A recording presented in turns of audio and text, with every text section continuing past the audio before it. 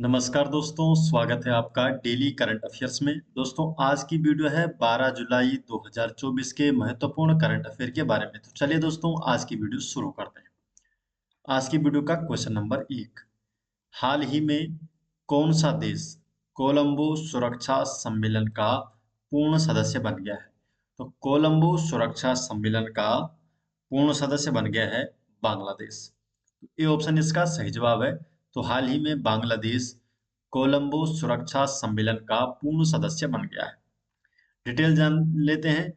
10 जुलाई 2024 को कोलंबो सुरक्षा सम्मेलन CSC कोलंबो सिक्योरिटी कॉन्क्लेव की 8वीं उपराष्ट्रीय सुरक्षा सलाहकार स्तर की बैठक के दौरान बांग्लादेश आधिकारिक तौर पर इसके 5वें पूर्ण सदस्य के रूप में कोलंबो सुरक्षा सम्मेलन में शामिल हो गया। तो 5वां देश है जो कि कोलंबो सुरक्षा सम्मेलन में शामिल हुआ है।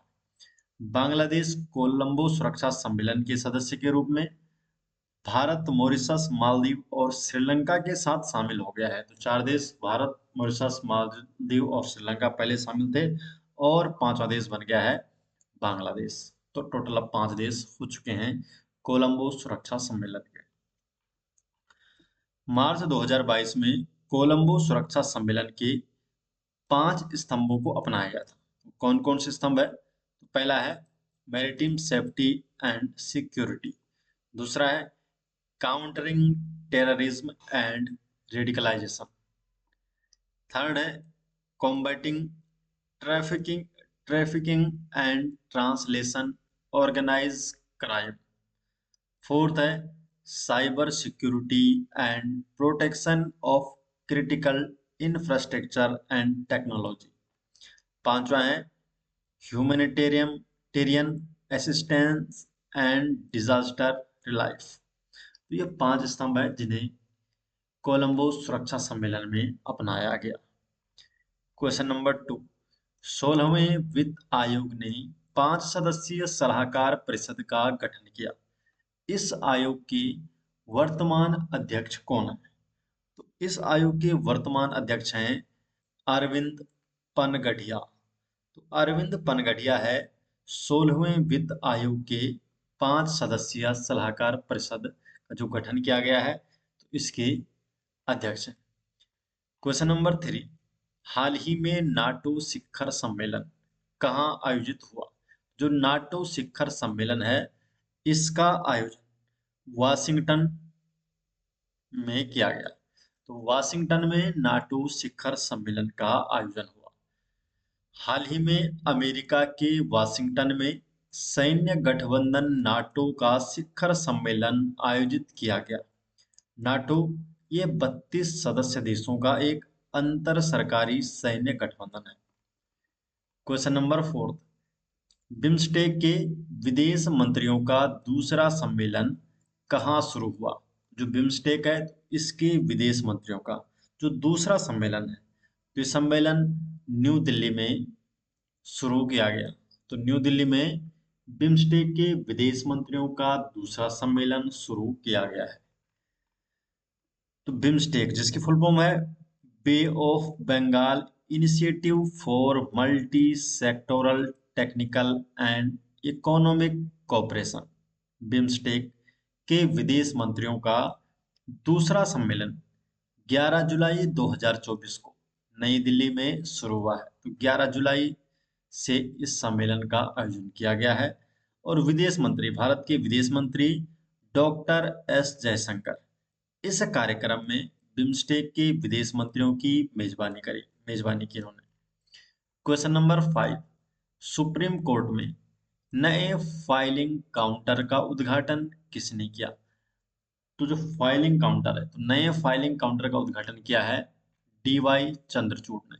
बी ऑप्शन सही जवाब है।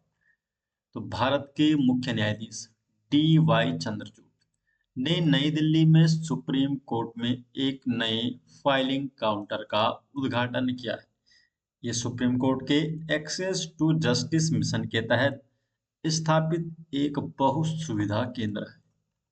क्वेश्चन नंबर 6 है, हाल ही में आर्मी हॉस्पिटल का कमांडेंट किसे नियुक्त किया गया है? आर्मी हॉस्पिटल के कमांडेंट के रूप में शंकर नारायण को नियुक्त किया गया है? तो शंकर नारायण को आर्मी हॉस्पिटल का कमांडेंट नियुक्त किया गया है। तो लेफ्टिनेंट जनरल शंकर नारायण, इन्होंने हाल ही में आर्मी हॉस्पिटल के कमांडेंट का पदभार संभाला, जो सशस्त्र सेना चिकित्सा सेवाओं का शीर्ष अस्पताल है। क्वेश्चन नंबर 7 है, inter operable criminal justice system. तो जो inter operable criminal justice system है, ICJS, प्लेटफॉर्म पर प्रविष्टियां दर्ज करने में कौन सा राज्य लगातार प्रथम स्थान पर रहा है? तो कौन सा राज्य रहा है? उत्तर प्रदेश। तो C option Uttar Pradesh ICJS platform पर प्रविष्टियां दर्ज करने में लगातार तीसरी बार प्रथम स्थान पर रहा है। तो उत्तर प्रदेश ने सुप्रीम कोर्ट ई कमेटी के अंतर संचालनीय आपराधिक न्याय प्रणाली inter operable criminal justice system का व्यापक उपयोग सुनिश्चित करने में लगातार तीसरे वर्ष शीर्ष स्थान बरकरार रखा है। तो लगातार तीसरे वर्ष से शीर्ष स्थान पर रहा है।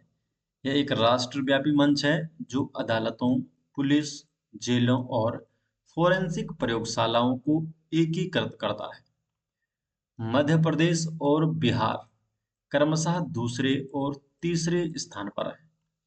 क्वेश्चन नंबर 8 है, एरियन 6 रॉकेट को किस अंतरिक्ष एजेंसी ने लॉन्च किया है? एरियन 6 रॉकेट को ESA अंतरिक्ष एजेंसी ने लॉन्च किया है। ESA के द्वारा एरियन 6 रॉकेट को लॉन्च किया गया है। ESA की फुल फॉर्म है यूरोपीय अंतरिक्ष एजेंसी। यूरोपीय स्पेस एजेंसी ने अपने हैवी लिफ्ट रॉकेट एरियन 6 को अंतरिक्ष में लॉन्च किया है। तो यूरोपीय स्पेस एजेंसी ने लॉन्च किया है एरियन 6 रॉकेट को।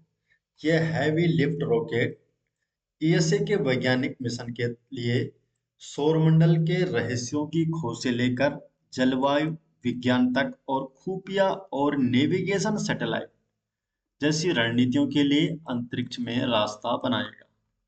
क्वेश्चन नंबर 9 है, 10वें ब्रिक्स संसदीय मंच में भारतीय संसदीय शिष्टमंडल का नेतृत्व कौन करेंगे? 10वें ब्रिक्स संसदीय मंच में भारतीय संसदीय शिष्टमंडल का नेतृत्व करेंगे ओम बिरला। B option Om Birla.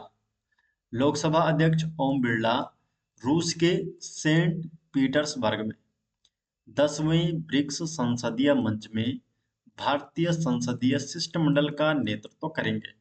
तो दोस्तों, ये हो गए आज 12 जुलाई 2024 के महत्वपूर्ण करंट अफेयर, और ये सभी नोट्स आपको मिल जाएंगे हमारे टेलीग्राम चैनल में, जिसका लिंक आपको डिस्क्रिप्शन में दिया गया है। आप हमारे टेलीग्राम में जुड़े, वहां पर आपको डेली अपडेट किया जाता है। तो मिलते हैं दोस्तों नेक्स्ट वीडियो के साथ, तब तक के लिए आपका बहुत बहुत धन्यवाद।